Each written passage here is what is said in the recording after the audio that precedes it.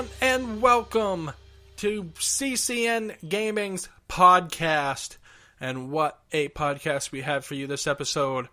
So we got a few changes that we want to talk about, but the main premise of this podcast this time is going to be a year-end review for the video games that have come out throughout the year. So we got a lot to talk about, a lot of games to go over.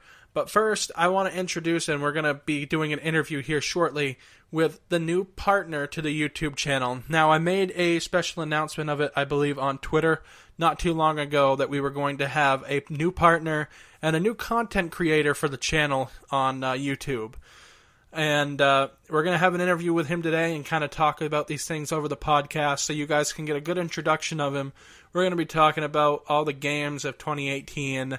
We're going to be talking a little bit of the Game Awards, a little bit of my mixed feelings about that, and we're going to go over about what games that we've been playing and some of the more details there. So we really want to get a good year-in review where it's coming to the end of December now, and we really want to talk about all the games that have been out and see where we stand and kind of talk things over.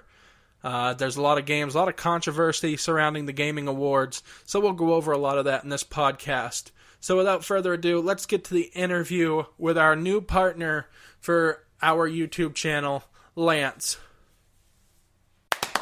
Alright, so welcome to the channel, Lantz. I already did an introduction as the podcast started, and now we're here with a new content creator and a new partner here for my YouTube channel. And today we're kind of doing something a little special. We're going to talk like a game year-end review for 2018. Kind of a good time to do it here, wrapping up the year. So, Dan, let's we go by Dan Lantz. He has a Xbox gamer tag, X LantzGom X, I believe it is. Lantz XGom X. I go by Lantz. Okay. So yeah, he's our new creator here for the YouTube channel, a new admin on the channel. Going to be creating some content here, probably the first of the year, maybe midway through January, depending on how things go. So you want to tell him how we met, Dan? Whoa, geez, I think we met randomly playing Sea of Thieves this year.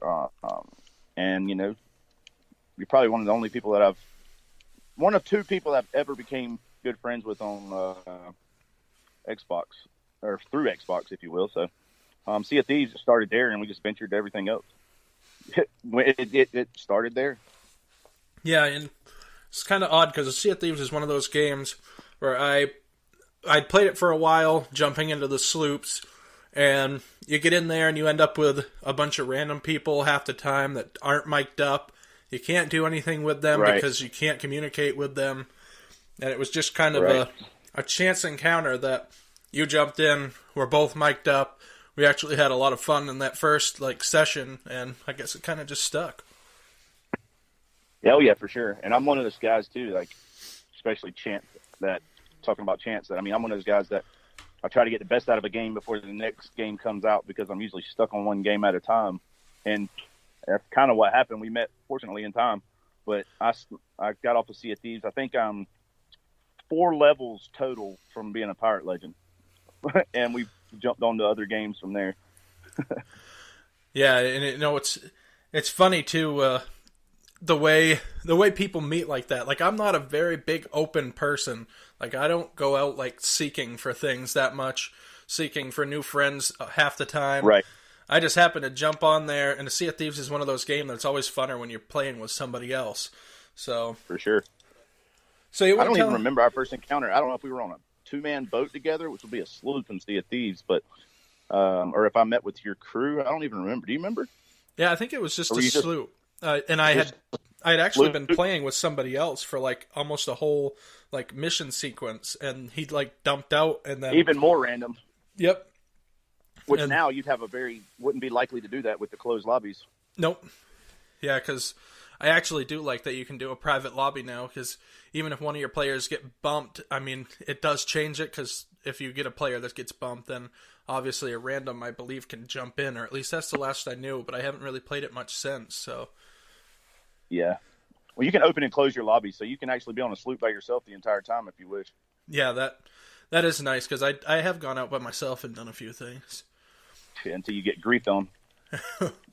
So, you want to tell them what kind of game systems you use? Well, most one, I've transitioned a lot of GTA starting on 360. Really, what got me over to the Xbox One. And we're not even going to talk about GTA. I failed to transfer my account in time, so I had to start over from scratch. Anyhow, so leading from there, I guess just playing, just games as they came about. I played a lot of 2K in the past. That's what I really played, and I think you really got me into playing a lot of these other games. The NBA. Enjoyed. I mean, I've beat them all since then. NBA yep. 2K. Yeah, I apologize. That's what I played mostly. That's what I grinded out hard, which can be a year-long game, especially trying to excel in it. It kind of gets a little bit overwhelming. But other than that, I mean, I've jumped on. I've beat State of Decay 2. I don't know if you were involved in that. I think we have the same games, rather we played and jumped from game to game. You have an assortment of games. I try to beat a game and then go from there, which I beat State of Decay 2, Far Cry 5 this year, Red Dead. And, now I'm waiting for the Red Dead beta to get finished online so we can get it going. And Ark now I'm playing, so I'm enjoying that. Yeah, man, I don't know how you beat so many games that quick, because I play, routinely, and I have not beat any of those number of games. I don't even remember the last time I actually completed a game right straight through. Yeah. I beat Red Dead. All those games I beat straight through, as a matter of fact, without even jumping. I might have jumped back to NBA 2K a few times throughout State of Decay 2 and Far Cry, but never once touched 2K, NBA 2K19. Not the first time I was in the middle of beating Red Dead, which probably took me 5 days to beat Red Dead. Yep. Yeah, you actually gave me an idea, because I did not put Far Cry on our list. And I scoured out there for the, beat that game so fast that I'm going to have to do a review in my head of everything that even happened with that game. Like seriously. I mean, I would be a complete idiot trying to talk about that game right now, because I need a whole review on that. So, another thing is, talking what will, I know they're going to want to know what you're going to bring to the channel. For me, I've always, kind of revolved around my wrestling stuff. And sure. And speaking of not beating games, as much as I play that wrestling game, I have not beat that yet. Wow. I make my own story with it, but I guess my goal hopping on is to eventually, like you said, January, mid-January, sometime around in that area, I'd like to start bringing some live streaming to the channel, with video and audio, even pushing it towards Facebook, for a live feed, but it will still be from YouTube. Just try to build members and stuff for the channel. That's what my main thing would be, man. It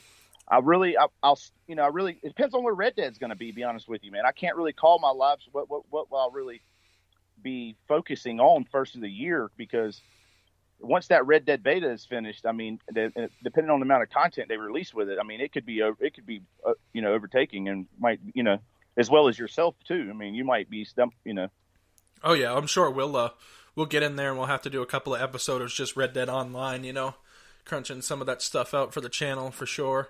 But also, I'd be willing to live stream whatever the viewers would like to see, and try things out, and even some of them might be bloopers with me trying them out, just because of my lack of knowledge in some games that people like to see. So, I mean, it might be a good time, might be some laughs, might be some learning.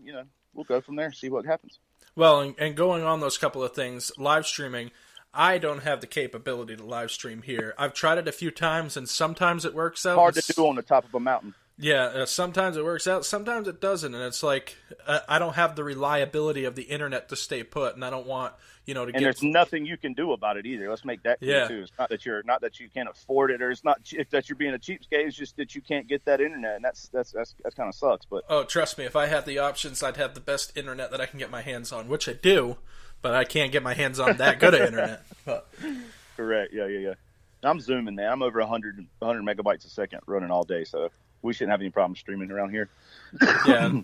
Well, and with that being said, as far as the content on the channel, we don't do serious content. I mean, the viewers know that. Even my wrestling stuff, as professional as I try to make it, I make it professional to a certain degree, I would have to say. Correct. Yeah. Well, I guess I'll be the person I mean, I might, it depends on what people want to see, man. I mean, we'll hit it off and as it goes. I'm going to see what you want me to do.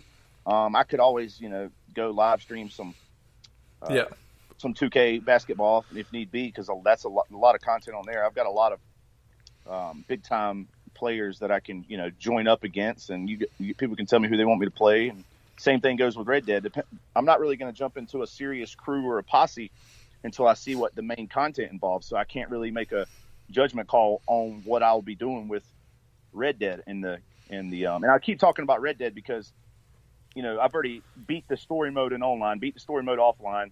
I'm level 30 right now, and I'm just playing Showdown series just to level up because of the amount of content. It's lacking in content with the beta, and I've already surpassed all that. So that's why I keep bringing up Red Dead, because I really do not know when that will be accessible, off beta. So. Yeah, exactly. And we'll talk about Red Dead a little bit later on. So I kind of want to get into the bread and butter of the podcast here, and that is the games of 2018. Now, I have tried to scour everything that I possibly can for games that have coming out in 2018, and if you can think of any that we don't go over, bring them up for sure. But I got a whole list here, so I'm going to throw out the first one here.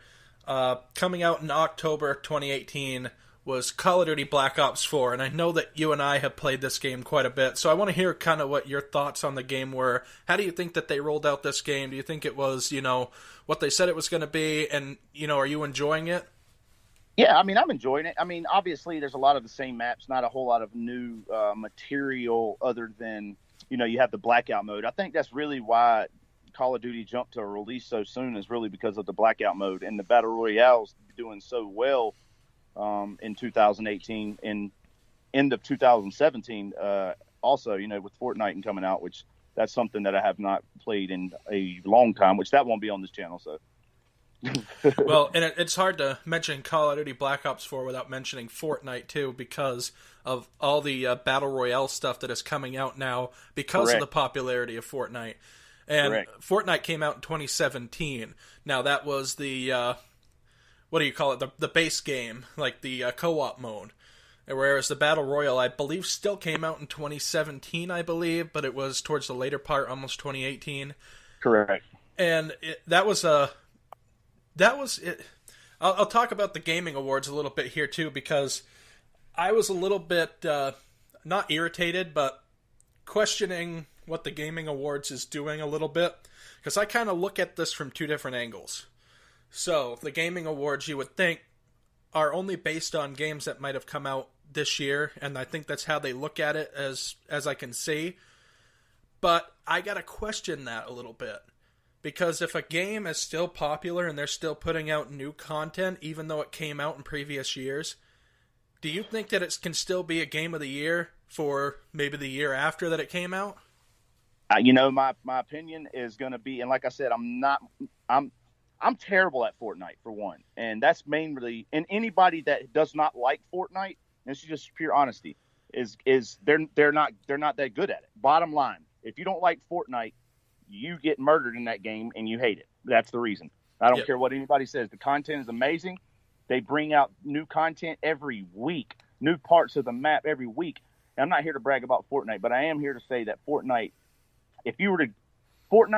surpasses live streaming by anybody. There's no game out right now, PC, any console that surpasses Fortnite when it comes to streaming and the amount of people watching and the amount of people that are making a living now sitting at home playing Fortnite. And I believe that is the main thing. And revenue, my God, I couldn't imagine.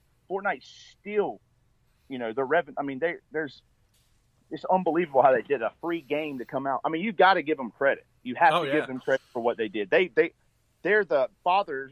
That's the father of Call of Duty. And going back to even the new Blackout. I mean, and they're, it's just what it is. I mean, you can say what you want to about oh Lord, why am I having help me out? Other Battle Royale, PUBG.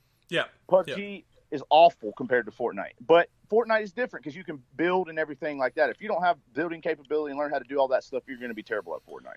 Well, with that being said, back to your question, I do believe that Fortnite can be game of the year. Now, I think that after the year that they come out, I do think that's possible, and I do agree with that call, just because of the amount of people playing it. I still think there's more people playing Fortnite right now than any other video game out. Yep, and that's kind of where I stood. You know, you look at games like, let's say, GTA 5 for sakes. GTA 5 came out a while ago. Like, I'm talking, what was it, 2-3 years ago? Yeah, and there's 7 years, or no, it's like 5 years ago. I'm sorry, it's 5 years ago GTA came out. 5 years ago, bro.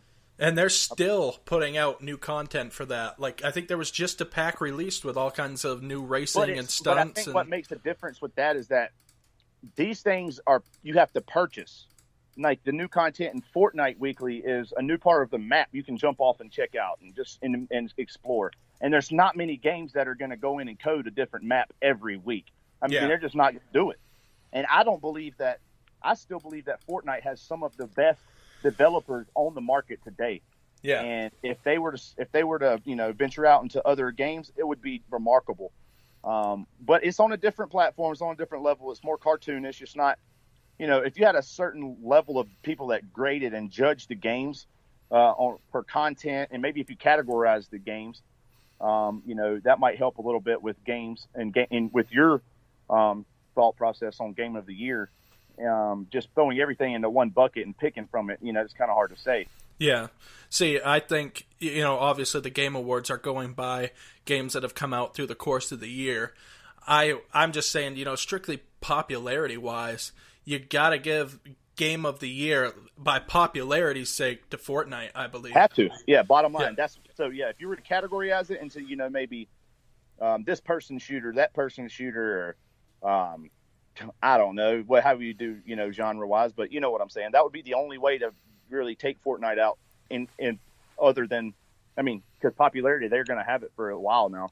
I think every kid in America is playing Fortnite, and they still wake up begging to play Fortnite. Yep. Now, and going back to Black Ops 4 a little bit, I have to question that game a little bit, because on launch, we have a game here that has no story mode, no campaign, which was different than any other Call of Duty we've had of yet. It had multiplayer maps. However, there was only a select few multiplayer maps on that game that were new. A lot of them were remakes from previous games. And then you got the Battle Royale mode, obviously. That's another new piece in there. And that's why they rushed that release, is because of that Battle Royale. And I'm a firm believer in that. Yeah, but you see, I got to question the $60 price tag on a game that you've removed content from. True. And then when you actually look at the game in bulk here, what did we really get? A couple of remade maps and, a handful of new stuff thrown in there. We still got the same zombies to its core, really, and they added a Battle Royale mode. I'll agree with you on that. Yeah, and on top of that, now we have microtransactions. So I got to question the $60 price tag on this. If you've noticed, they've dropped the price on that game now. You can go get it brand new at $30. I think it's $29.99, and that's not for a holiday thing. When you see the sales on TV or on Facebook, it doesn't have every game listed on that little sales that they pop up. It has Black Ops for $29.99, and I think that goes exactly what you're talking about. And I think they realized that upon release that $60 wasn't worth what they released. Yeah, and I can't I can't throw this out there as fact, but I can almost say that this is the quickest price drop that Call of Duty has had. I think because of that. And now, what I would have done as a content creator, and like Fortnite did. Now, this is kind of difficult. Black Ops, and I think the Call of Duty was trying to push this out so quick to give a game and to get caught up with the times with this Battle Royale. I think what they should have done, go back to the drawing board, keep your campaign in, put your work into that, and then come out with a Battle Royale Call of Duty and give that to them for free with microtransactions. I think they would have made out a lot better as far as popularity's sake. Yeah. But you got to say, though, you got to think about it, though, as the developers, when Fortnite came out, or the last Call of Duty was released before Fortnite's release. And as Fortnite got popular, their numbers just went down. They had to do something. They were probably frantic. It was probably like like a space mission from back in the day with everybody gathered around the computer. Houston, we have a problem. Yeah, what can we do? Yeah, and that's we got to throw happened. something in here For that battle royale to compare. Yeah, we got to jump on this battle royale train. And I believe Battlefield 5, another game we're going to talk about in this thing, is doing the same thing. I believe they have a battle royale or something. They call it something different, but it's same idea. Sure, I can't jump on I can't talk about that yet because I have yet to play. Yeah, I don't own it either, actually. But I know some details we can talk about a little bit. Well, let's hear them. So, a next game before we get down to Battlefield 5, I have Assassin's Creed Odyssey.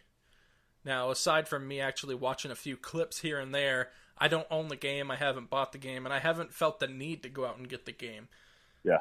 And from what I hear from reports, the game is okay, not as good as previous ones, and that seems to be the common thing. As games get older in progression, they kind of... You either love Assassin's Creed or you don't. Bottom line. Yeah. I talk to my neighbor, and I try to back behind me, and I tell him all the time that, he needs to try this game, he needs to try that game, and he's always saying that he's playing an Assassin's Creed. Yep. I don't know if it's an Assassin's Creed straight following 100% that, Assassin's Creed is a huge game. You're not going to beat that game in 5 days. Yeah. Well, you're not going to do it. It is. It's very, very full. It's very open world. Last full game that I played, I believe, Black Flag. And I got to tell you that game has stole it. That game has stolen Assassin's Creed. Really, right. The ship battles that you can have in there. Part of the reason why I love Sea of Thieves. Really. Well, I got Black Flag way after release, and I got that after playing Sea of Thieves, because I was loving the ship and the pirate thing. Yep. And but Sea of Thieves was more accessible, more you can get off your boat. I mean, there are just a lot of different things I like better about Sea of Thieves. And that game still has the popularity. A lot of people that I asked, they're still saying the same thing. Black Flag is by far the best Assassin's Creed. Right. The best one. Now, the one that came out previous, last year's game, I believe it was Origins? I think so. What was the one before that? What was the last big Assassin's Creed? I'm not sure. The last popular one. That's the last one I really played, other than Black Flag. Yeah, I believe it had multiple players on it. Correct. Yes, it did. Yes, it was like co-op. I can't remember the name of it right off the top of my head. I can do a quick Google search right here, and we can. Right. But talking about why you're doing that, but talking about content release and just making games popular, we got past that when we were on talking about Sea of Thieves. But Sea of Thieves, it seems to they stay up to date, especially on Facebook and all their things where they actually have the developers talking about their releases, and they're trying to keep content new.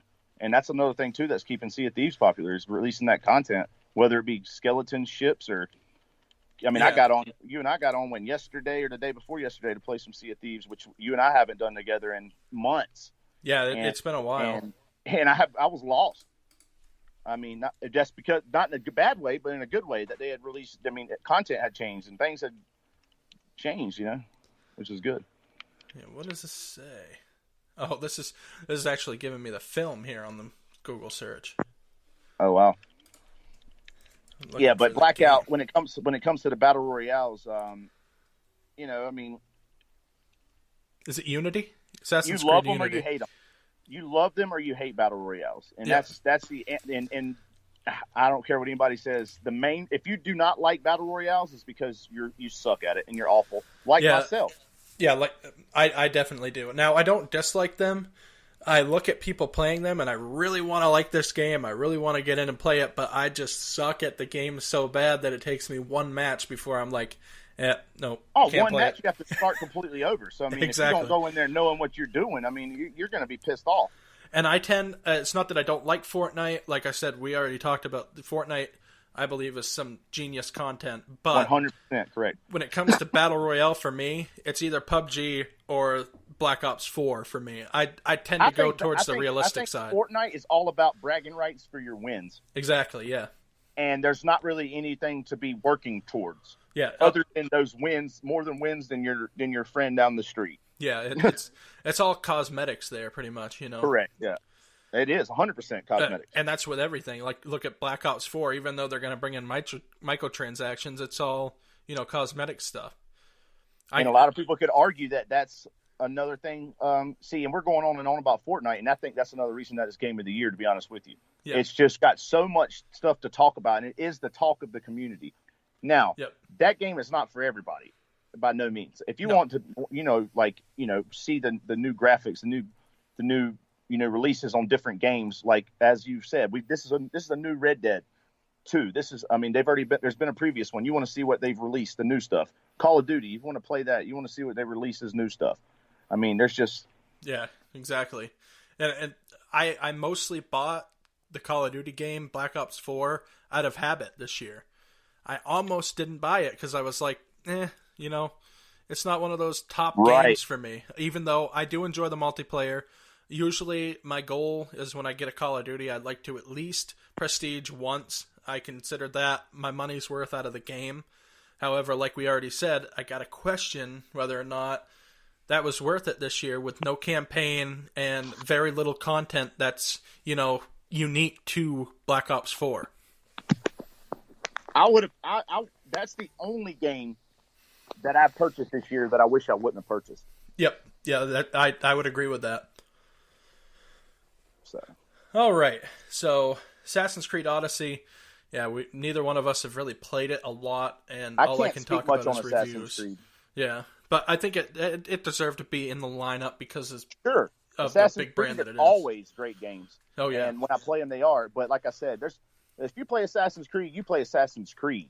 And you might play a few other games, but and me personally, that's a bargain bin steal right there for me.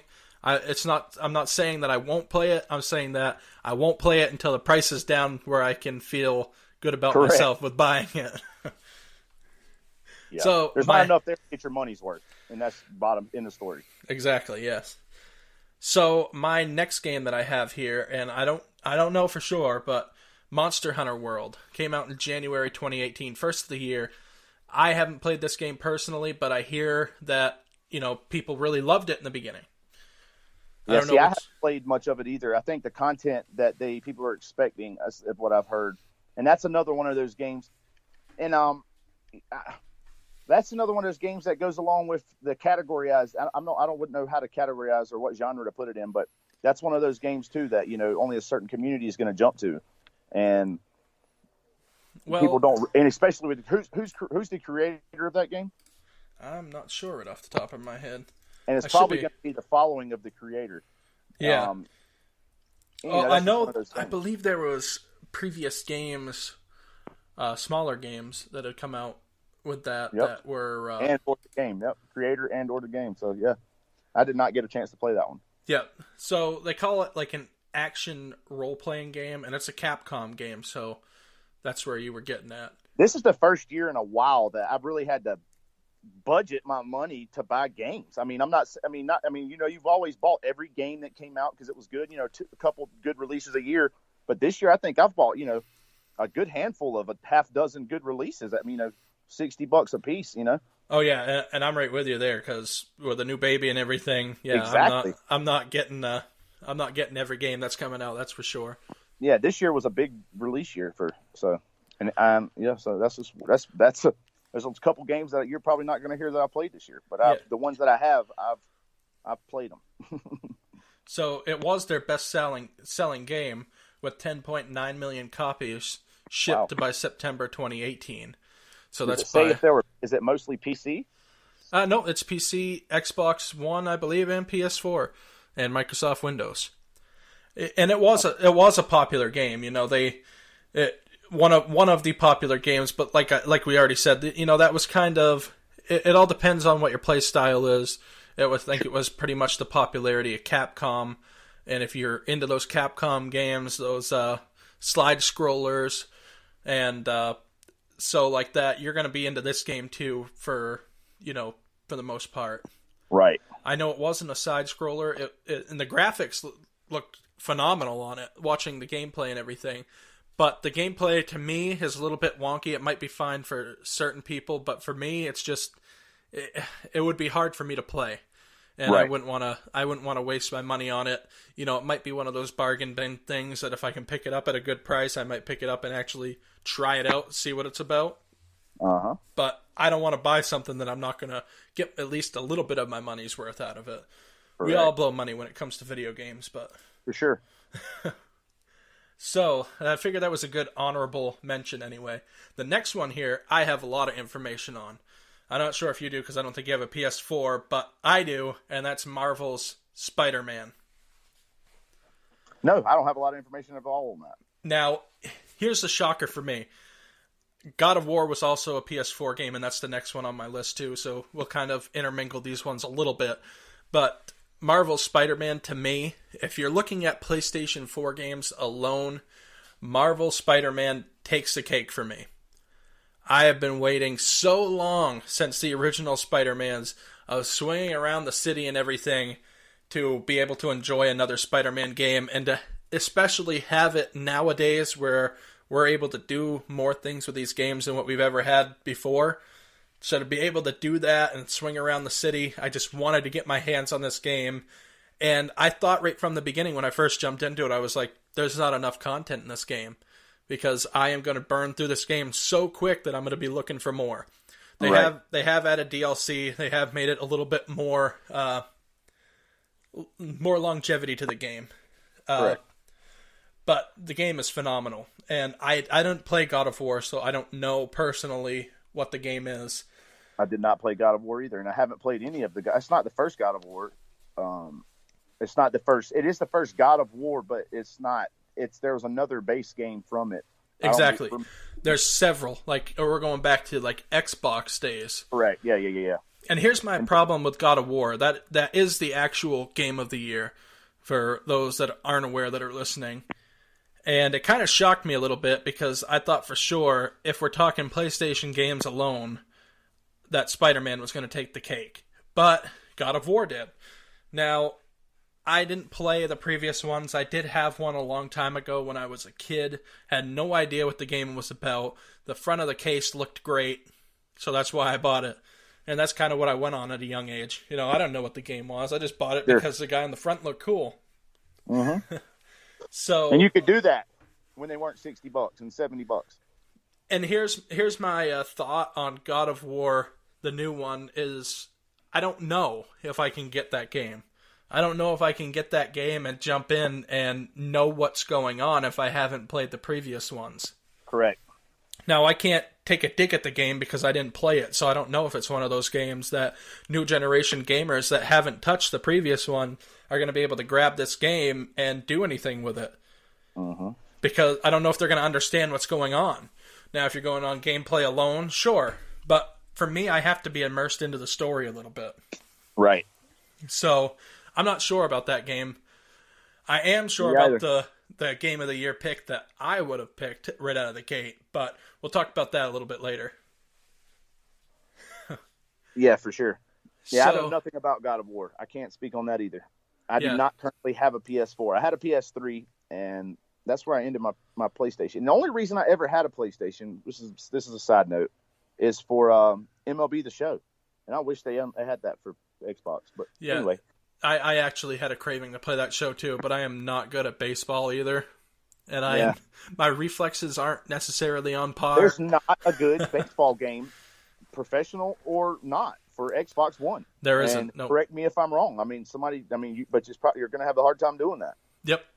The Bigs. That's the last good game they had and it wasn't even realistic at all. So Nope. I enjoyed it. The gameplay was fun, but yeah, it wasn't realistic at all. And I tend to lean towards some more realistic games. Sure. Especially when it comes to sports and WWE as yourself. Yes. And we'll talk about that game. That game's on my list too, so we'll talk about that because I have a lot to add in on that because I've watched literally everybody playing it. So the next game I did have on the list was Fortnite because I wanted to put that in here because it's been such the big games of 2018. We already went over basically with that along with the Call of Duty. Yeah, we've definitely talked about Fortnite. Fortnite's going to be brought up probably in a lot of conversations. Yeah. And I still stand as a person that does not care for Fortnite, but because of the reasons I've stated. But it's a great game. So. Yep. So the next game I have on my list is Sea of Thieves. So that is a game that I really got taken away on. And as you started talking about games at the first of the year, when was release of that? That was, I have March 2018.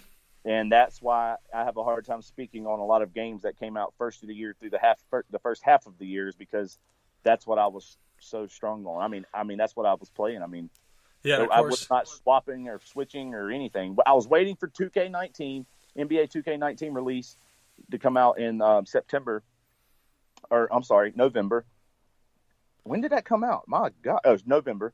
And, Sea of Thieves overtook our lives. It was a great game. Oh, and, yeah. We lost a lot of in-game loot. And we farmed for days to get stuff, and we've got robbed many a times in that game. So and we still went back to it. A story that I'm going to tell, and I'm going to ask you to tell one in a minute too, because you're probably going to be able to explain it better than I am. But we were after the 50 chest achievement, because we got in there, we were our cocky selves thinking, okay, we'll go and do all these Gold Hoarders mission. It was 20. Was it 20 chests? Correct. I thought it was 50. No, I think it was only 20. Okay, 20 is more believable. Yeah, it was only 20. Think about how long it would take us to get 50 chests, though. I mean, that's the only reason I'd say that. You had me questioning my statement for a second, but yeah, it was 20 because we had 19. I know where you're at. Okay, so we jump into this mission, and we're farming all of these chests. We're getting them on the boat. We're doing so good. Just for the listeners, what we were trying to do is to have our achievement to have 20 chests on board at one time. Yes, which at one is time. Really hard to do without either sinking your ship or somebody coming griefing and taking it all. Yes. So go ahead. And we had 19 chests on board. Pulling up to the last island, if I may add. Yes. We had the 20 in the bag right there. No ships on the horizon this whole time that we're playing. No ships. We could care less if we got them turned in. Although it would be really nice. Yeah, but my main thing, if I remember right, there was only like maybe five to eight maybe that were actually reasonable chests. The other ones were just like junk ones. They were not good chests. That's correct. Yep. So we're farming all these chests and everything. No ships on the horizon this whole time. 19 chests on board the ship, and all of a sudden coming around the end of the island is a galleon. And not just any galleon. I believe it was a legendary ship, or at least one that was a lot higher level than what we had achieved yet. Excuse my language, but I knew at that point we were shit out of luck. Yes, absolutely. So we're on a little 2-man ship with one sail. They roll around here in a stretch limo, and now with 3 sails and 4 people, and I'm pretty sure that they were really good too, if I'm not mistaken. Well, yeah, and this was before the third ship was added for the the 3-man Correct. Cruise ship. Yeah, so all you had was a sloop, a 2-man ship, or a 4-man. Yeah. Yep. So this ship rolls around. We didn't even have. There's no outmaneuvering a ship that's right on top of you, and we have no momentum hardly at all. So they end up, I believe, sinking us. Yeah, yes, they did, and all we had to do was just get to the island and get that chest off of the island. Yes, and I'm pretty sure we already had it dug up, and I think I might have shot over. No, I feel like we knew that ship was coming. Yeah, and maybe you shot me because you can shoot each other out of cannons. This is how exciting Sea of Thieves is too. I mean, it's a great game. Oh yeah, but we took advantage of what we could do, and it didn't happen well. Yeah, one way or another, we ended up getting sunk. Of course, we respawned back. Both of us got killed somehow. Respawned back at the island. I'm already underway by the time you're coming onto the boat, I believe. Correct. Heading in their direction. I don't know what we were trying to do, but at that point we were pissed. Yeah, we were so pissed. You get so mad about that game. Like, I think you stopped playing it because you're like, no, I'm not losing any of my shit anymore. Yeah, we were just on our way to go and try to do something, even if it was just to sink them and not collect our loot. They wasn't going to get all of it. So we actually did catch up to them. We caught up to them. Oh, we did. Were following them. However, they're galleons, so there was no gaining on them. So we're just kind of following them in a straight line, and we're just for an hour at least. Yeah, we're just like, no exaggeration. They might have our stuff, we might not get it back, but they ain't gonna get to turn it in either, because we're just gonna keep following them. So It ended up they started throwing the chest overboard, starting with, I believe, they threw the best chest overboard first. Yes. So I'm like in that between. Captain's chest. I'm like in between. What do I do? I can't stop for that one. That was the first time I'd ever encountered that move, and that's the strategy right there for Sea of Thieves. Yep. I mean, it is. I mean, that was it had me like, and I'd played a lot of hours in that game and been griefed a lot and had my stuff stolen a lot. Oh, yeah. And that's the first time I had even considered doing that, and they just started throwing them off the boat. And that was the best idea they could have possibly came up with, not for our benefit, but for theirs. Oh, yeah. And, of course, my thing is like, well, we can't stop for that one, because if we stop for that one, they're going to gain on us. 18, they got 17, they got 16 on there, they got 15 on there. So they just kept dropping them out, and, of course, the best one dropped first. And then, note that if you haven't played Sea of Thieves, you just need to know that you just can't stop and get a chest. Yeah. Oh, yeah, because the boat's moving. I mean, you don't just crank up the boat and press the gas pedal. You can't catch a mermaid with a chest in your hand. So no, correct. So we're following them still. I'm like waving goodbye to this captain's chest that's going behind us, knowing that we can't stop for it. So now they're dropping crappy ones out. We're talking marauders, castaways. They're just throwing them over the side of the boat. And I'm like, all of this loot, we can't capture any of it. It was awful. Finally, we get to the point where I think they dropped like another captain's chest, and we're just like, you know what? Screw it. We got to stop. We stayed through at least 10 chests that they dropped, every bit of it. So we turned around and we started catching the ones that we could get, but I mean, they're sinking. They're going down too deep. We can't even get to them. I think we did end up with one captain's chest and probably 4 or 5 of the crappy ones. So we did get some loot, but it didn't end well for us. It was not what we were hoping for, and it took us at least 2 hours. Yeah, every bit of 2 hours to get that amount of chest on that boat that we had. So you're talking 4 hours of gameplay close to. So now to lose it all. So now we're in here a different day, and if you remember right, we're trying this again. And I believe there wasn't all 20 chests. There was, I think, 19, maybe 18. And a skull fort pops up. Do you remember this? I keep talking. I'll remember it eventually. And I'm thinking, okay, the skull fort popped up. We dropped them off all on an island by the skull fort. I do remember. In the northwest part of the map. Of course, my idea is like, forget about the skull fort. And your idea is like, no, we need to go for that skull fort. And I'm thinking, we got 18 chests on board. I don't want to drop these. So you're like, visualize the island. I can visualize the map. And everything in my mind. I just don't remember what the island was where the skull No, I don't either. Northwest part of the map, though. And we dropped the chest off in the furthest island in the northwest. Yeah, you're like, okay, let's take all the chests off the boat and drop them there. That way, if we sink, we can still get them back. No, we had over 20. We had over 20 because you got your achievement. And that's why why you were satisfied with dropping them on the island. Okay. So this is after the achievement then. I can't remember it all together. That's why you were okay with leaving them, because any other time you wouldn't be. So we drop off these chests. We haul for that skull fort. I think we sunk maybe once or twice trying to keep it afloat while you was battling the other things on the island, the waves. I ended up bringing it back a couple of times. Finally, I'm en route back to the fort. There's only one other crew there. And they're looking at us as being enemies, of course. They don't want us to get the loot. So I'm hauling ass back to the fort, coming right up, still have my sails down, just cruising along. All of a sudden, the fort's been defeated. You have the key. You're said, I'm hauling for the boat. Swing around. Because on my off time play, when you weren't playing, I mastered the skull forts. Yeah. I mastered them. Yes, I know. I remember this because I don't have to. I'm not going to tell us a long story after you're done. Mine's going to have to do with the skull fort key. Yeah. So basically, I didn't want to stop. I didn't want to stop rolling the boat because that was going to be the death of us. So I was like, you need to be coming out right here, and we'll time this just right.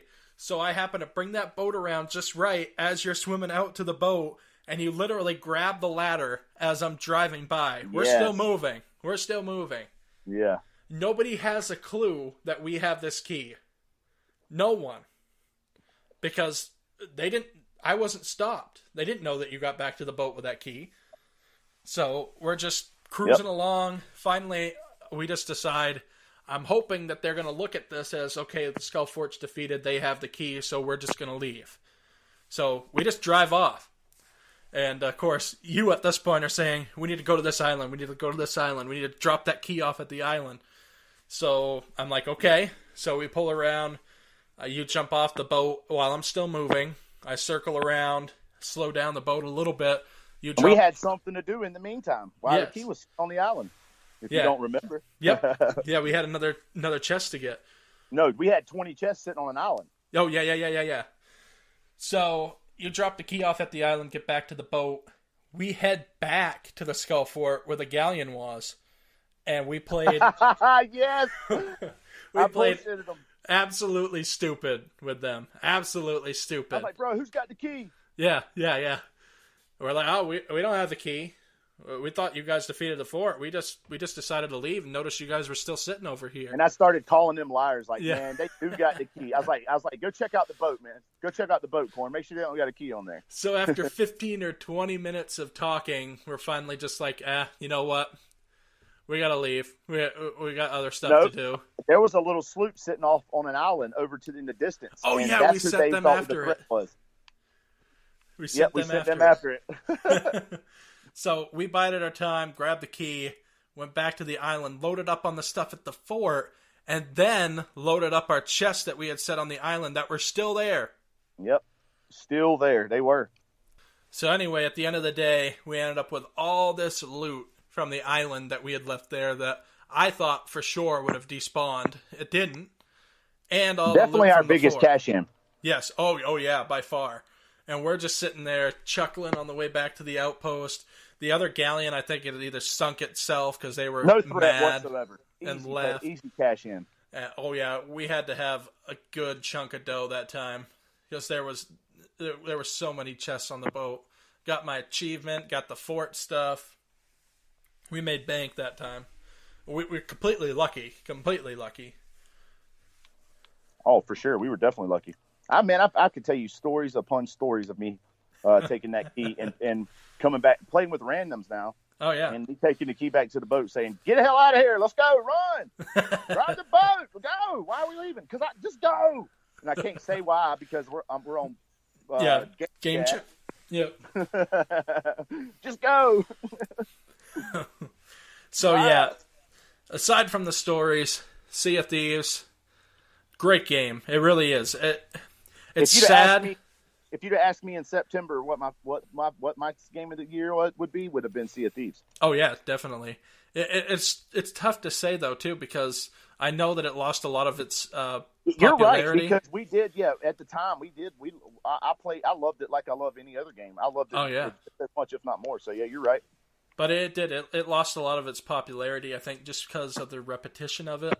You have to really enjoy the pirates. You have to really enjoy what you're doing in the game to enjoy that game. And we did. We still do a little bit. Yeah, for sure. I got pirate ships. I got model pirate ships in my man cave. Yeah, but it's definitely, it is a great game. And, how can you beat it? Right around the same time as Sea of Thieves came out, Game Pass launched. $10 a month, Game Pass. You get this game for nothing. So... You really can't beat that. That's a $60 game easily with all the content in it. Yeah, definitely. And you're getting it for nothing. $10 a month for Game Pass. That's a killer deal. Not to mention, along with Game Pass on there too, you're getting Forza Horizon. So another big game of 2018. I didn't put that on the list either. I don't know why, but. So the next game I have listed here. Did you want anything to add to Sea of Thieves before we moved on? No, Sea of Thieves though. But no, I think I've already added everything. But just a note on all of it is that Sea of Thieves still releases new content. So that's still a game that if you're interested in, if anybody's interested in, it's still something that you can enjoy. Yeah, just like we do. Go out and pick up Game Pass if you're not sure on that game alone. Go out and pick up Game Pass. I can't call on what all games are on Game Pass right now, and that's for a whole nother podcast probably because of the amount of decent games that are on there. Going to Rocket League, which I've not really fell into a lot, but there's a lot of places to make money playing Rocket League with selling things that you can buy in the game. Yeah, and I mean with $10 a month alone, you're getting Sea of Thieves, you're getting Forza Horizon, you're getting State of Decay 2.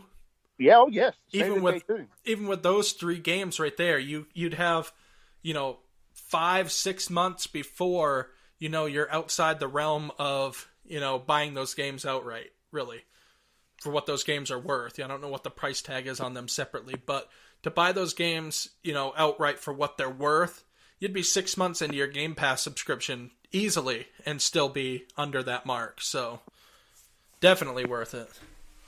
Definitely. So I have Battlefield 5 as our next game, November 2018. That's came out, and kind of mixed reactions for Battlefield 5. I have played Battlefield ever since Battlefield 3 on the Xbox 360. Completely loved that game. Battlefield 4 was another great game.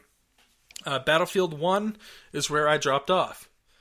Battlefield 1 went back to World War 1, and even though it was a decent game, it played nice, took us back in time a little bit. For me, it wasn't as good of a game as Battlefield 4. And here's where Battlefield 5 comes into play, because everybody was thinking, before they actually released this stuff, that Battlefield 5 was going to be a modern warfare type game. It was going to be in the modern age, not in the old days still. And when they released it as World War II for Battlefield 5, I don't know, I was a little bit upset. We have so many of these games that go back to World War I, World War II, Call of Duty World War II. Didn't care for that. I didn't play it hardly at all. Got a good campaign mode, though. But Battlefield 5 just didn't do it for me. I haven't bought the game yet. I've watched some of the content. It plays pretty good, almost like Battlefield 1 does. I don't know if I'm going to buy it right off. It might be one of those bargain bin things once again. My buddies do play it other than Lantz, so that might drive me to want to play it, but I've watched them play Call of Duty more than I have Battlefield, so that's one of those games that I think missed the mark for me personally, just because it's not in the modern warfare age. It's in World War II. Yep.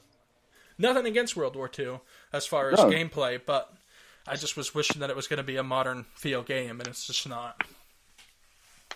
Yep. I can't comment on Battlefield 5. So. Yeah, and like I can't comment on how it plays or anything because I haven't played it. So, but it is an honorable mention in this podcast anyway. WWE 2K19. For most of my viewers out there, you guys know what I think of this game. This game got a little bit of flack from me this year because everybody was saying how they want more fun in the game. They want the game to be more fun. It feels too realistic. They need it to feel more arcadey. I played the game and I loved it because it was more realistic. So, I mean, you guys know from the channel watching it, I try to put on like my own take on wrestling. It's not, extremely professional because we're all human here. I try to just put out content that's enjoyable, not necessarily no flaws here and there. But for me, the game, I love the game because it does feel more realistic. So, I kind of cringed a little bit every time somebody says, "Oh, the game's more fun, it's more enjoyable." I guess they did hit the mark, and when they can bring the enjoyment to the people that wanted the more arcadey feel, and they can still make an enjoyable game for me too. So, and ironically, I can't comment on that game either. And I say ironically because that's one of your favorite games, and that's something that you and I haven't played together. I mean, I've been playing ever since Here Comes the Pain back way in PlayStation 2 days on wrestling games. So definitely 2K taking the game was a good move for WWE, and so you know how often I play that game anyway on the channel. Speaking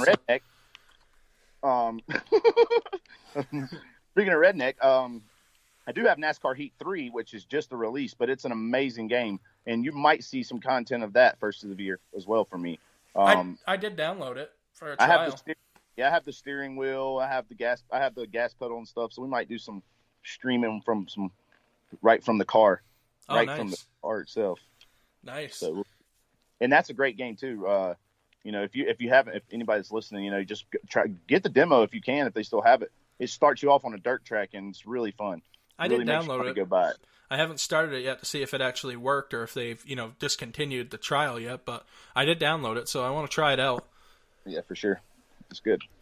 So anyway, back to WWE if you weren't finished. No, I pretty much the fans out there know my WWE content. So Sure. if you want to know my opinions of WWE, go check out the Universe Mode series. Cheap plug there. Yeah. So Far Cry 5 was the next one I had on my list, and you reminded me of it at the top of the podcast. Yeah, So- definitely. Like I said, Far Cry 5 is not really something that I can speak on as I really I didn't. Yes, I mean not purposely, but that's a game I really rushed I rushed it. I mean, bottom line. And I didn't. So you beat the whole game, right? Oh, I completely beat it 100%. So and I could tell you about it. I just have to have a review, just like your story with Sea of Thieves. I forgot all about that. yeah. So do you think the game was immersive enough? Do you think it was like a great captivated game. you? You know, when it comes down to being able to play with your friends and stuff and involving them, and that's not something that game's for, but it is something that it is a game I enjoyed. I beat it, so. And not saying that, I beat it. I'm just saying that if I sat down and took the time to do that, then it was an enjoyable game, and it carried me through. See, my thought on that, I love the idea of like a co-op game like that, and the concept of it is great. However, I feel like you kind of sacrifice the story a little bit when you try to do a co-op game like that, unless you do it completely co-op from start to finish. Because your progress is kind of jumbled up from player to player. If you've jumped ahead of me. Yeah, I agree and I disagree and I'm sure we might get into this game in a minute. But State of Decay 2 really does that. Yes. Intake. So, but Far Cry 5 is a little bit different in that game because there's different. You're going after different goals and there's different. Yeah, definitely. As far as the graphics for me to go, amazing. The game's phenomenal. Graphics. Now I can say that the graphics probably overtake a lot of games that I played color and wise and graphic realistic. And even saying that, I can go on to and I delete my screenshots and my clips pretty regularly on my Xbox. So the ones that I keep are good, or ones that I love. And I was going through the other day and I seen a bunch of screenshots that I had taken from Far Cry 5. A lot of them were from me on top of my character on top of the mountain, just overlooking, it's just a beautiful game. Yeah. Oh, yeah. And some of the gameplay mechanics kind of throw me off there, like the first-person driving a little bit. I'm used to GTA 5, as probably you are to some degree, so driving first-person kind of throws me off a little bit. Right, definitely, for sure. I'm not a first-person driver in anything if it's my choice. I mean, by all means. I'm weird like that. I enjoy seeing my car when I'm driving it. I get as far away from my car as I possibly can on the view. Sometimes I don't think the views are far enough out, including the racing games and stuff. Yep. So the next game here, I think we pretty much hit all the topics of Far Cry 5. I do have to say the fishing in there I kind of enjoyed. That was kind of a new kind of cool Far Cry 5 thing they added. Maybe we can do some review on Far Cry 5 and come back with a separate review on that, because that's something that really doesn't need to get overlooked, and because it was a really great game and beautiful game. And it's been on a lot of people's, top games of 2018, so it definitely by deserved far. to be in this I don't list. want it to be like something we're just skipping by because it sucked, because it didn't, And I like that it was kind of based in America, like. Sure. We didn't get another third world country game. It was based right here. Far fetched, but it's a video game, so of course it's far fetched. Right. So yeah, I don't want to give up on the game. I haven't beat it. I don't know how much I'm going to go back and play it, but You are game ADHD, I think. Which I think lot of, and I notice a lot of streamers are that way. Like I watch a lot of big time streamers that are still in the gameplay of Red Dead, which we'll get there soon. But I mean, a lot of them are still in the story mode playing it. A lot of times I want to play the game because everybody else is playing the game and everybody loves the game, so I have to play it. So, and speaking of Red Dead, that is the next game that I have on the list. And I saved that for the last game to talk about. And I'm sorry if any of the other games of 2018 have gotten left out of this podcast. Wasn't on purpose, and we'll probably, if I do think of any that we haven't added, we'll probably have to come back to them, maybe mention them in a future podcast. There's so many good games. Like I said, this year was one of those games like I said, I've had to you've had the budget money if you unless you're completely balling to get when on your games in the year throughout the year. Yeah, and that's just how it is. I mean, and there's a lot of games that that I didn't get because I got another game, and especially here at the end of the year. Yeah, and of course, before we go on to Red Dead, I want to just kind of throw in another honorable mention here of Ark, because you just gotten into that game. I've been playing that game since the game preview early access. I actually got it on Steam for my PC, not realizing that my PC could no way handle that game. It was just too big. My PC wasn't powerful enough to run it. So when it came out for game preview on Xbox, like months later, I picked it up, and I've been playing the game ever since. New content was just released with the Extinction DLC. You haven't gotten into that much, but that game is just awesome. I just started Ark.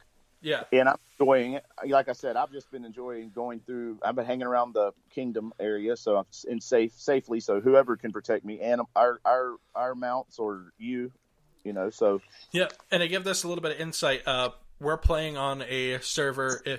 If you guys would like to join us on the roleplay server, it is a public server.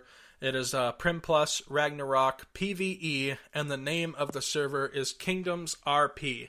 So what you do is you get in there as a landowner, and you submit a land claim for one of the available sections of the Ragnarok map, and you become the king of the land. You build up your supplies.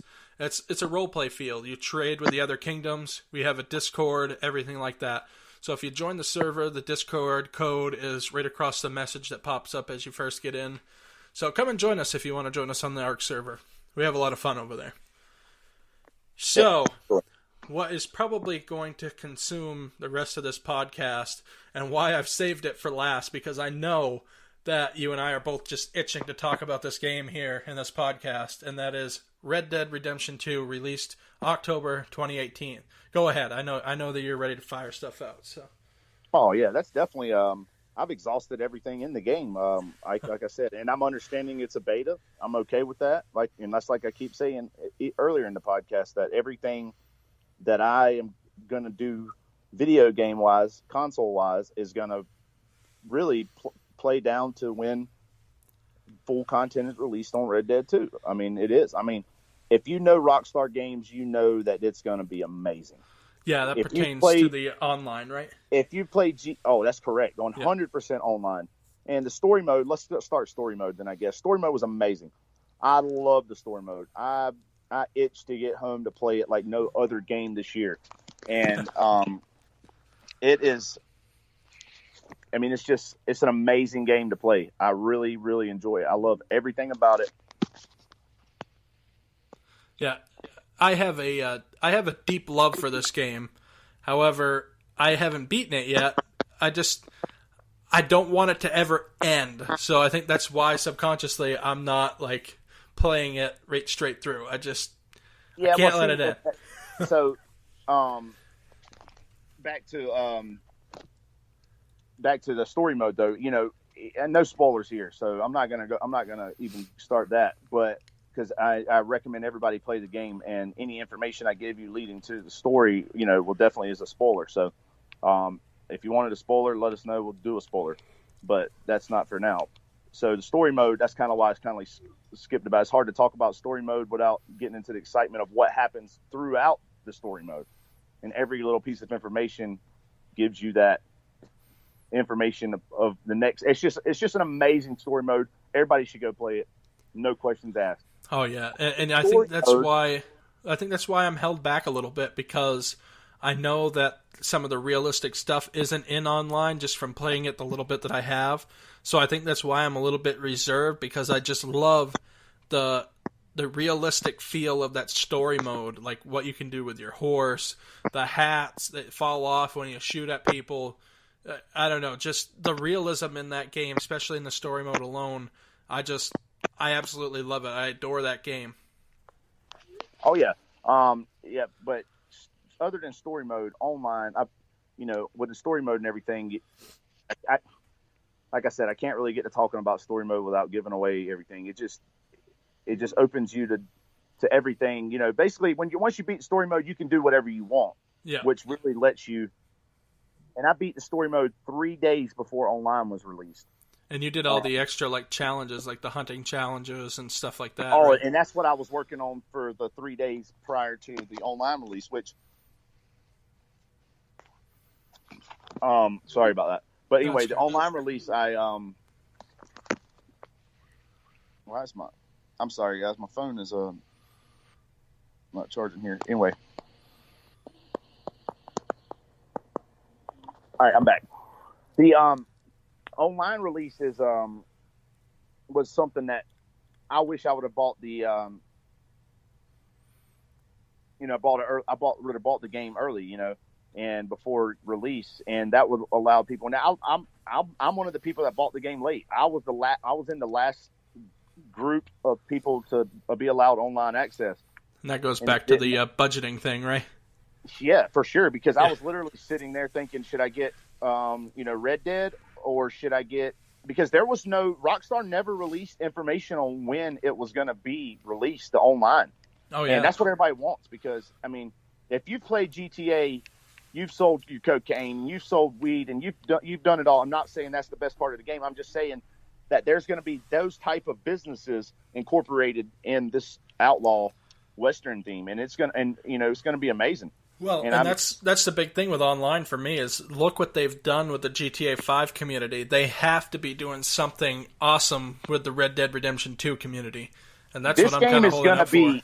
This game is going to allow, like we went back to GTA, they release new content every week. Every week, people look forward to it. There's people that played that game and they still play that game right now. Just to this day, like that's what they play every day since release. 4 or 5 years. And that's how this game is going to be. And I think it's pure genius because if they sat down in a meeting room and Rockstar did and talked about their video game, what do we not have? We don't want to make another game like GTA with cars and this, that, and the third. They have everything that they do not have that they can't do in GTA. They're going to be able to do in this game. And I mean everything. Oh, yeah. Well, and here's where, kind of going outside the box of Red Dead Redemption 2, looking what they've done with Red Dead Redemption 2 and GTA 5 makes me really thrive for that new game that Rockstar is going to come out with next. Like, they're making millions over GTA 5, and if these games are so great, the next one, even if it's a GTA 6, let's say, that game's going to be phenomenal. And this game Red Dead is so good, and I say this game because I'm actually running around in free roam right now as I speak, as we're in this podcast, Seriously, that's just the game. You can do whatever. But I feel like the GTA community and there are some that are really, from our crew that LSBE that you joined on GTA right near, right here in the past, a couple months ago, you joined our social club or whatever on there. Yeah, sure. And they play hard and steady, and those people are like, oh yeah, they're hardcore money makers. They're like, no, I'm not going to Red Dead. I'm playing, we're playing this, and they don't want to lose the crew and stuff.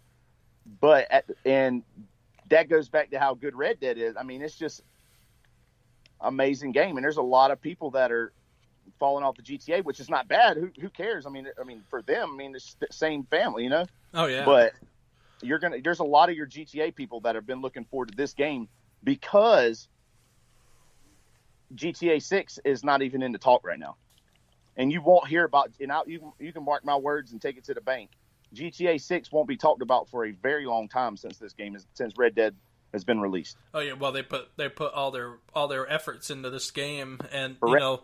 And they're still going to. Like, that's the big thing with GTA 5.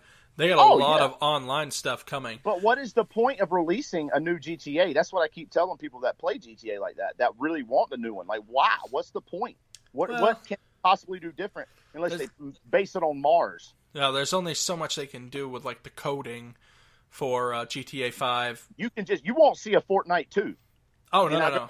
Well, I don't know. That I could see them doing something, but I don't know. There's not much more they can add with that game, really.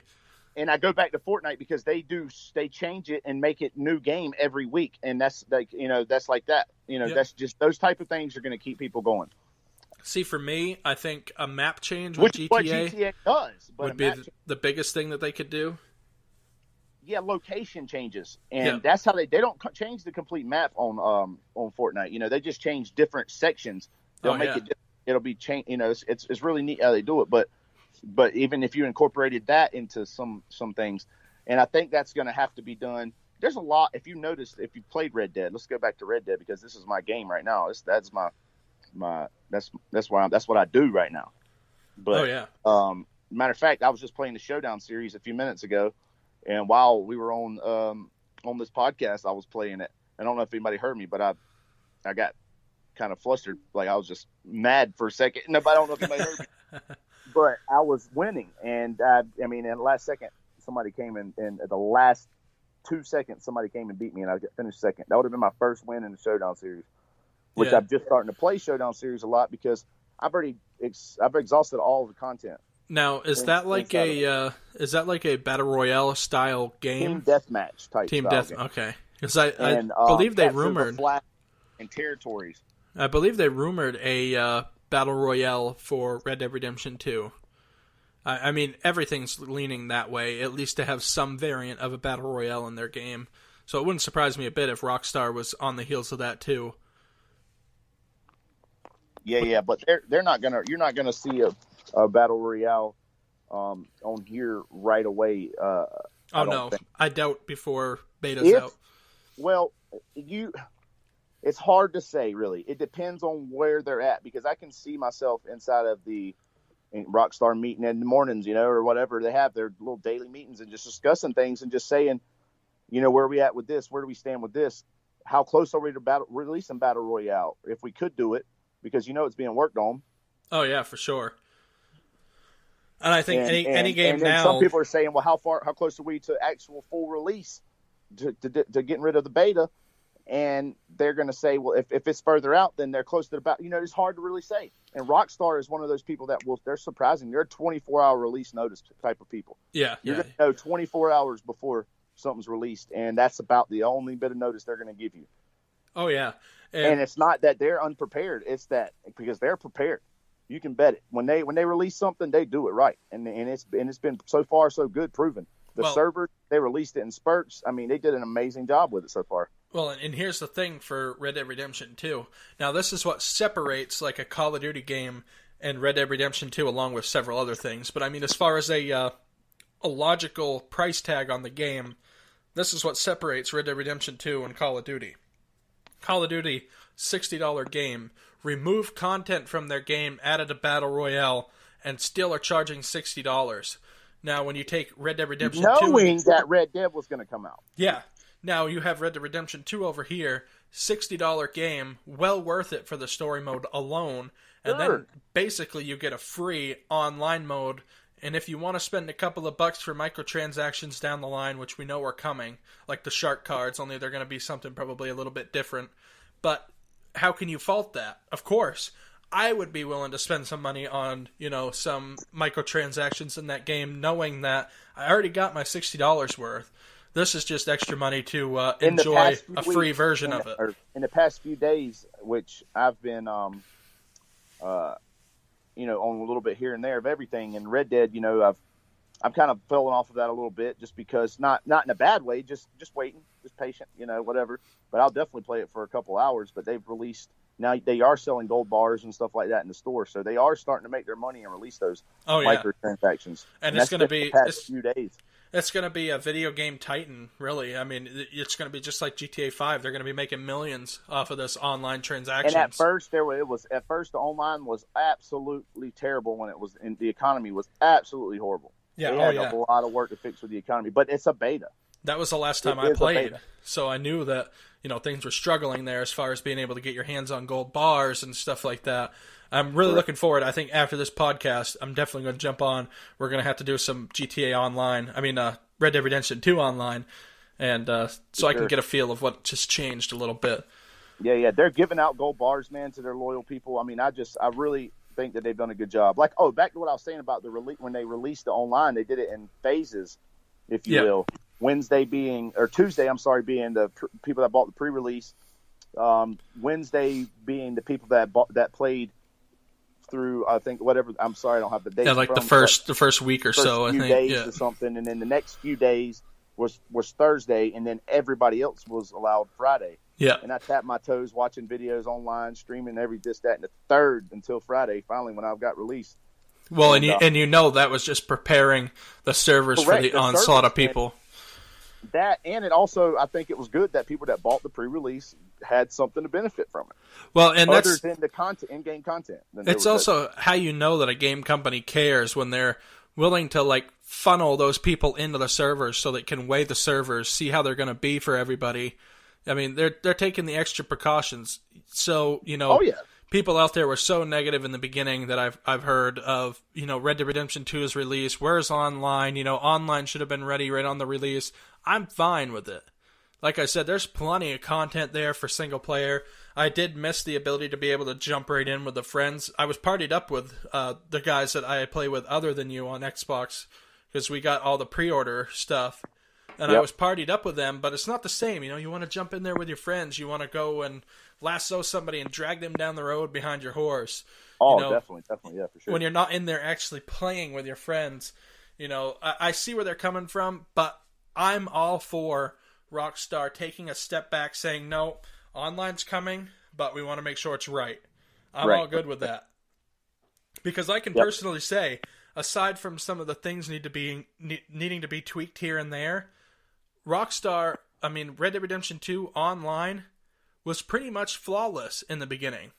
I never had any problems with playing. You know, maybe I got kicked maybe once or twice. Probably half of that was because of my internet. But as far as being able to jump in and play, I didn't have any trouble. I played so many hours on Red Dead. I couldn't even call it. And as we're talking, I've really, just so we can make this clear, I'd really like to see right quick. I'm looking now just to see how many hours I actually do have, and it's going to be mind blowing of how. But anyway, I mean, you got to realize there's beta. And you can use that excuse for anything that happens, but there's not really many reasons to use that excuse for this game. I mean, the servers crashed a few times and this, that, and the third, but that might just be Rockstar's not going to explain themselves. And I'm not saying that in a bad way, as in they're being a cocky way. I'm just saying that as in that's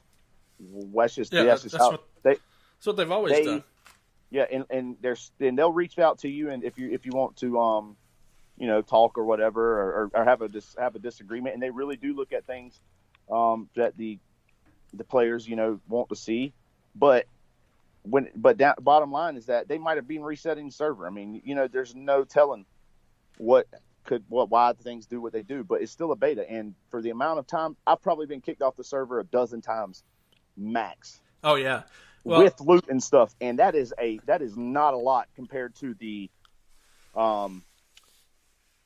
9 days and 12 hours, 9.5 days of gameplay I have in this game. Oh yeah. Compared to you have almost 3 days. No, you have 2 days and 12 hours played.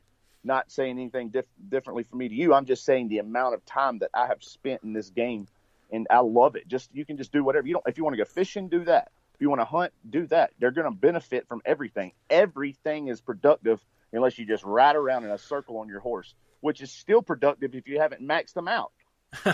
Yeah, well, and that's the thing for me too. Like that time that I've spent in the game, I've done like very little of the story. Like I have just enjoyed like riding around, supplying the camp with stuff.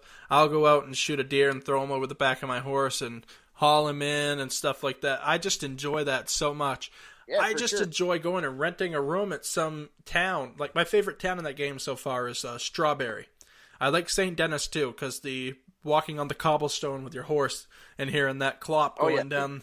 I love that sound, but that's pretty much why I like St. Denis. But Strawberry, it's like a really rustic looking town. I love it, like the log cabin houses. I love the northern part of the map to the northeast-ish, in Annesburg. What is it? Annesburg. That's what it is. Annesburg. But anyway, but And if you notice across the map, there are lots of places that there's not information there, but it looks like a town with roads and stuff.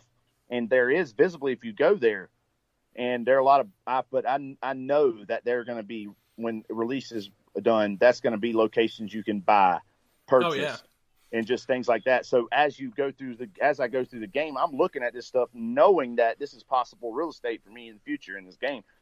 And before I forget, with the online story, the main thing that I love about it is that you can only complete 7. This is not a spoiler. This is how it is. You can only complete 75% of the online story, but when you're honorable, you have to get 100% dishonorable to unlock the last 25% of the story mode. Do you think that is a gameplay mechanic that they meant to happen, or do you think that's for sure? Okay, definitely. It wants people to venture out, because everything you do in this game is honorable. I mean, you can't be dishonorable without being dishonorable, if you know what I'm saying. Yeah. I mean, unless you're in a town and you start bumping into people, but you're not going to lose that much dishonor. This is an outlaw cowboy game. Yeah, well, and you see, for me, I think they need to balance it a little bit more to make it a little bit more easy to sway your bar, per se. Definitely. We had to. You can always go spend 3 gold bars and get and buy your dishonor. Yeah, They make it open to everybody. Yeah, but that's definitely not what I want to do. Oh yeah, no. I'd rather use those gold bars to buy me a horse stall or something to fit an extra horse in or something. Well, and going on kind of this Red Dead Redemption 2, GTA 5, the gaming industry has changed so much. And I'll talk about GTA 5 again for a second, because the games prior to that, let's say GTA 4, they had GTA 4 and then they had the Ballad of Gay Tony, I believe, that came out. It was basically the same game, but it was a whole nother release. Nowadays, we can add that content in right on top of the game, download it, and it's available the next day. You know what I mean? Yeah. The gaming industry is it's blown the roof off of expectations, in recent years, just by what we can do. I don't buy a disc anymore. Some might say that's negative. Yeah. I don't think so, because guess what? I can play the game out in my living room and play the game in my office where I'm recording for YouTube, and I don't have to buy two versions. The benefit. That's definitely the pros. The cons for a lot of people are going to be the memorabilia, obviously. Yeah, and being able, let's say the game sucks, you can't take it back in and get some money out of it to get a different game, even though you're going to get ripped off when you take that brand new game back in to trade it in anyway. But right. That's how the game industry's always worked. And I don't know what's keeping GameStop alive, but they found a way to move around with the times. So yes, they have. It's possible. Sure. So it just amazes me. And here's the stigma with Red Dead Redemption 2 that I've heard too. A lot of people are concerned, and like you were talking about earlier, these diehard GTA 5 fans that will not leave that game to play Red Dead Redemption 2. A lot of them are saying the same thing that I keep hearing around, is that Red Dead Redemption 2, there's no way they're going to have anywhere near the kind of content that GTA 5 has, because there's no vehicles. They don't have the kind of vehicles, things that they can do. What are they going to do? Throw a yacht club in? Now, I say, personally, it excites me even more because Rockstar now has all these stigmas to work off of. Now they're going to blow the roofs off the expectations once again, and I'm just so curious to see what they're going to bring to this game to keep it going, to keep it great, like GTA 5 is. Your answer to that, and with as much truth and as less sarcasm as I can say, as much as they want to, and as much as is needed. Yep. And that's the answer to that. And they can, and they will. Yeah, I think the prestige company. They are a very thoroughly thought company. They don't release things and say, "Uh-oh, that just doesn't happen." No, I think we're going to get some really good content right off. I think once the full online's released, I think you're going to find just shortly after that, I think they're working on some stuff right now that they're going to release for online that's going to be pretty they've cool. been releasing online content, and I think they've already promised release or content or content releases weekly. And I don't want to confirm that right now, but I'm pretty positive because just from reading on chats and stuff, people are talking about what's going to be released this week. What do you guys think will be this week? Oh yeah, I mean, I can see where they're coming from when they say there's going to be limited. I don't think so, though. I think you're going to have clothes. I think you're going to have horses.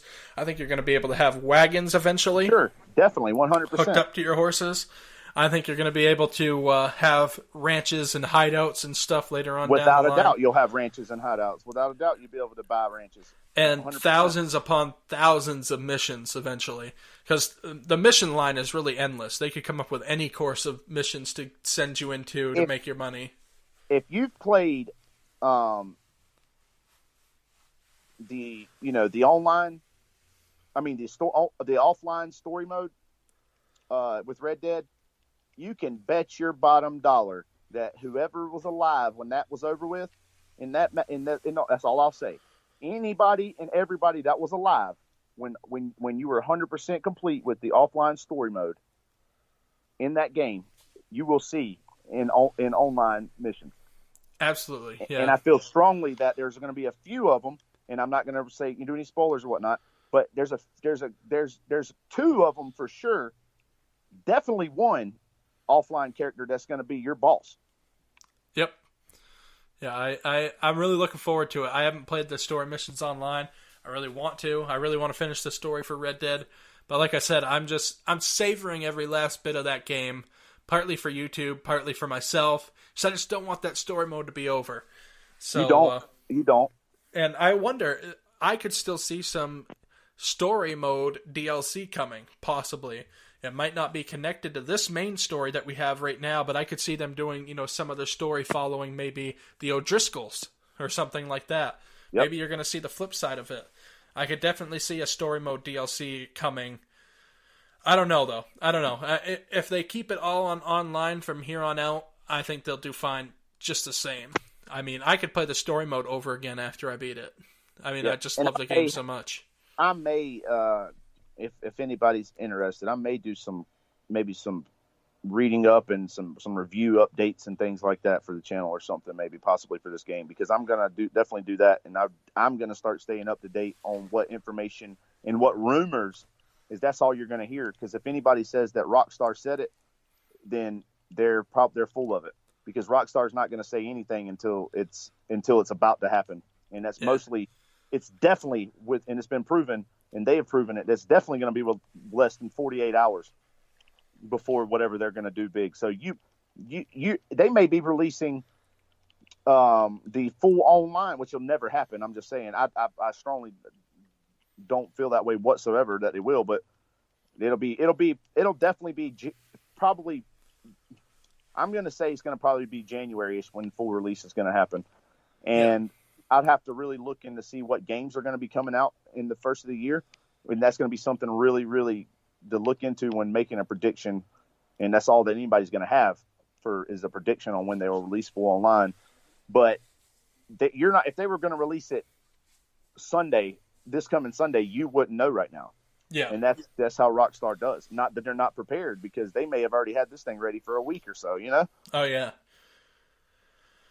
Well, I think that pretty much covers Red Dead Redemption 2. I mean, it doesn't really at all, but it kind of covers a good outline of it. There's going to be a lot more to come on this channel for Red Dead Redemption 2. So. Oh yeah, I still have my story mode that I've been playing throughout a little bit. We just got out of the Frozen North section. We had one episode there. The living world in that game. Like, if you guys missed the last episode, go back and check it out. I had a funny thing go on, and there was a guy hanging in town. Not saying that was funny, but just a glitch just happened in the game, and a lady went flying, like, up by my screen and went, like, halfway across the map. Funny as hell. Had no idea it was going to happen. And obviously that was a glitch, but just a living, breathing world and stuff the unexpected stuff in that game. Like the real life conversations that people have, just like in GTA, and just the things that people say. Like, you and I had the same scene pretty much, but a different scenario and an outcome with when it comes to encounters, which was pretty cool. Yeah, I'm not going to talk about that because I'm hoping that's going to happen on one of my episodes sometime. But that's going to be interesting. For sure. Yeah, so I got nothing more to add. It's been great having you on. Hopefully maybe next podcast we can do the same thing. We don't roll these out in any sort of, routine here. We just kind of, I wanted to do a big year-end thing, and then hopefully we can maybe do one every other week from here on out. I think it would be kind of cool just to talk about what's going on. Probably a lot shorter than this podcast because there's not so many games. But I got to say, with this year's lineup of video games, next year has a hell of a contest in order to see how they can compare to this year. Oh, I mean, with Red Dead Redemption 2 alone for me. Yeah, you're not going to see much release that hasn't been fully functioned out for release right now, because the people that are in the process of making a game right now and making it full, they really hit an oh shit moment, if you will. Oh, yeah. When it comes to the releases, especially here at the end of the year. They're going to have to really step it up to do anything to even make a dollar. Oh, yeah. All right, so thank you, Lantz, for joining us here on this episode. Thanks for having me. Really great having you. Lantz, a new content creator, new partner of mine on the YouTube channel, and it's going to be exciting to see what happens coming down the road. So I want to thank you guys for joining us here on the CCN Gamecast podcast and on the CCN Gaming YouTube channel, and we will see you guys next time.